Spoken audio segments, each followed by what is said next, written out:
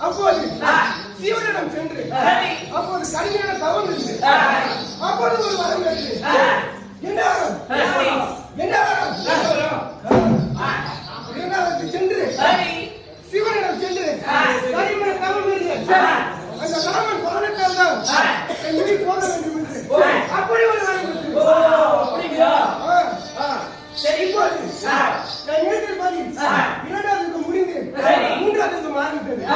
அந்த ராமனின் அவதாரம் முடிந்தது இப்போது சொல் அந்த சராசரத்தில்